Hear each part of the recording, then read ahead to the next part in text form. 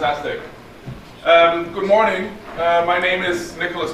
This is Michele Tesoro-Tess, and we're delighted to be here this morning. What we will be doing this morning is to provide you with a reputation risk management masterclass.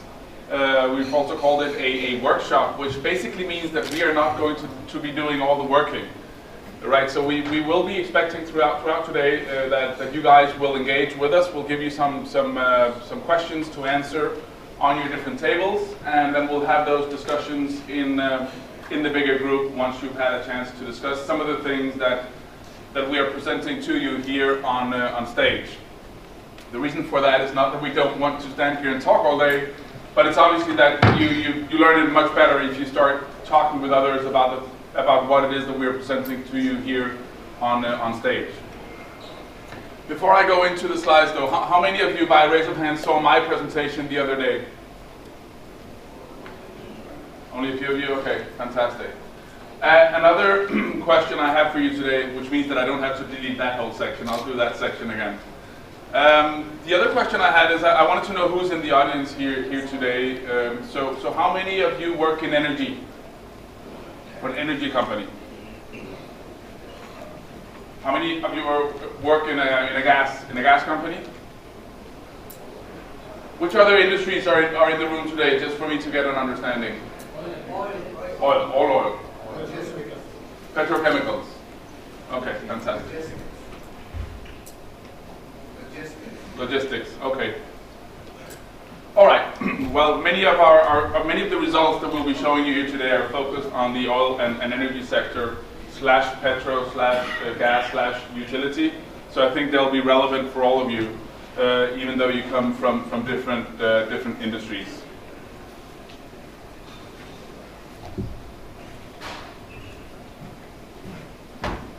Thank you.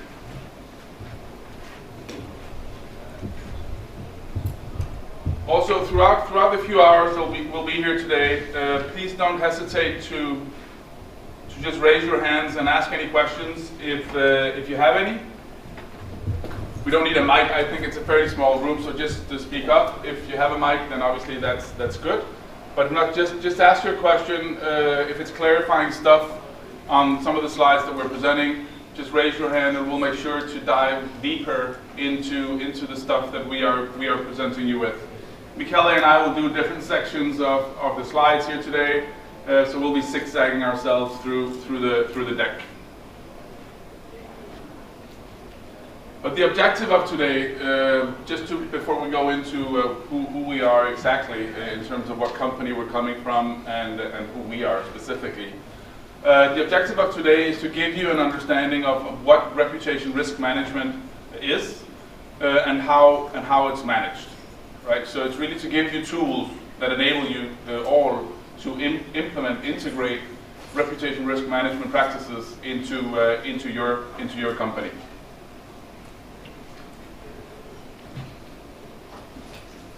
First about us, we were founded in the 90s by two academics. One is Kees van Riel out of a university in Rotterdam. He focuses on reputation risk management and has done it all the way since the mid-90s. And the other gentleman up here, Charles van Run, wrote the first book on reputation risk back in 1996. They're both still part of the company today and still own a small stake in the company today. We're mostly known for the fact that we have developed the global standard for measuring reputations in the world. So we do a lot of research with a model that we develop to understand what people think of companies across industries and across stakeholder groups across the world. We'll be presenting you with that model here today. It's called the RepTrack model. You might have heard of it, but it's published, our rankings and the stuff that we do in publications such as Forbes and Wall Street Journal and Financial Times, and we speak on CNN about it, but it's all about what people think of companies rather than what is real. Right, so today I'm not talking so much about what you do for real. I'll be talking about what people think of you, which is real. right? Because perception is reality for them. So you might be saying that's not true for the energy industry, that's not true for the oil industry. Fact is, though, that other people think it's true. And if they think it's true, it's real. People act based on what is real, not what you think is real, right? So what we will be talking about today as well is how do you balance out, create equality between perception, what people think, and reality, what is real. Your companies might be doing wonderful things, but people don't know that you do so. Right? If they don't, they might be thinking negatively of you on those different items. The same goes for a country, the same goes for a city, the same goes for people. CEOs, right? They think they're doing all the right things, but it might be the fact that many of the stakeholder groups with whom the company interacts do not feel the same. But it also goes all the way down into the individual, right? What I think you think about me. I'll act on what I think you think about me, not what you actually think about me, right? And I'm sure there's a gap. I'll close that gap before the end of today. So these are some of the things that we do in some of the companies we serve. We work in reputation management, which we're not going to touch upon that much today, but reputation management is more about the upside. It's using the outside in perspective to do different things, to differentiate yourselves and meet the expectations of all your stakeholders.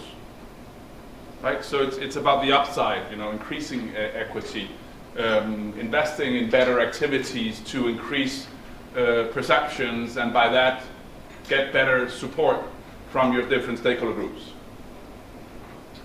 Brand and reputation tracking, so we do a lot of research, so we also do key performance indicators on intangibles. Right, so we are the Ernst & Young of intangibles, if you will. We have a model to measure intangibles, and so we go out and measure whether the company is what it wants to be among its different stakeholder groups in the different markets that it operates in. We obviously do reputation risk management, which for us has to do, and we'll obviously talk a lot about that today, but which has to do with helping the company predict which are the different things that could happen that would impact the reputation of my company. And that's reputation risk management. It's trying to look at all these hundreds or thousands of different things that could happen out there in the world, that if it happened, it would impact how they think about me, and therefore the way they support me, whether they are investors, whether they are clients, whether they are people who work for us or want to work for us, all of those who will be affected by something that happened. I'll take you through how exactly do we predict that here today so that you can implement those practices in your companies. We also help companies develop strategy. So, based on the corporate strategy, how do we then create a narrative that makes sense to the different stakeholder groups and meet their expectations? Employee engagement has to do with aligning the workforce behind the strategy. There are way too many companies where there are 3 people on the top that develop a strategy with a certain amount of consulting people or consulting groups. But it never really makes its way to the employees. So this is about understanding what the level of alignment is between the strategy of the company and the people that work for the company, in order to close that gap, obviously, because you want your people to understand what it is you want to do as a company. Otherwise, why bother develop a strategy? And then finally, stakeholder strategy, which is more externally related and focuses on what you should be doing to external parties. You also here have some logos, and that's just to show you that we work with many different industries and many different types of companies, both B2B, B2B2C, B2C, family-owned, private-owned, et cetera, et cetera. Many different companies worry about how other people think of them, obviously. We also work with a number of different countries to help them attract foreign direct investment, for example, or get more tourists that should be spending more money. For example, Dubai wants to double the amount of people that travel to Dubai every year until 2020. From now until 2020, right? They want to be beyond 20 million people. So how do they do that? Right? They have to minimize risk, and they have to use the outside in to get more people to like them to come to Dubai. rather than to Kuwait or Qatar or any of the other Egypt, any of the other countries that are alternatives for people when they invest or when they go and visit. We also work for CEOs. We have a CEO model that basically helps a CEO understand what it is that we expect from a CEO. We have a city model, we have a national forces model, we work with police forces around the world, we work with ministries around the world in order to help them become better at servicing the people they should be servicing. So it's just to tell you that reputation is for everyone. It's not really just for one industry or one country or anything like that. It's really everyone that worries about what other people think about them. And there's a reason for that, and that's what Michele and I will be going through here today. That reason. We work in many different parts of the world. So we have our own offices. You can't read it probably, but in UK, Copenhagen, Madrid, etc. Many offices in Europe, South Africa, South America, the US. We aren't that big in Asia, but we do have a few offices out there. We have an office in Dubai for this region, and we work with a number of companies and countries in this region. So we work with SABIC, for example, petrochemical. We work with Saudi Aramco as well, Ma'aden. We work with Qatar, the country. We work with the ministry in Qatar. We work with Dubai police and those kinds of. So both ministries or governmental agencies and companies. So I've worked with the Reputation Institute since the consulting group started back in 2004, and the reason why I'm really here today is that we're trying to do an effort to start up our efforts here in Kuwait. So that's really why I'm here today. My day-to-day life really has to do with helping global companies implement reputation risk management practices into their companies. We started our reputation risk management practice, I think it's 36 a month ago, so about 3 years ago, and have been working with it ever since. And so we'll be showing you here today some of the insights that we've learned from the journey that we have been on since we started. Michele, you want to say a few words? Thank you, Nicolas. I'm Managing Director of the Italian office and the Middle Eastern area. I joined Reputation Institute 3.5 years ago, more or less. I've been involved in different consulting companies before that, and part of some of the research agencies measuring KPIs and stuff. And I've been focused very much on two things since I started. The first one is measuring the impact of intangible activities on the reputation of companies. If we look at companies around the world, they invest millions in brand and reputation and sustainability aspects. And of course, that is not something that you can actually measure on the bottom line.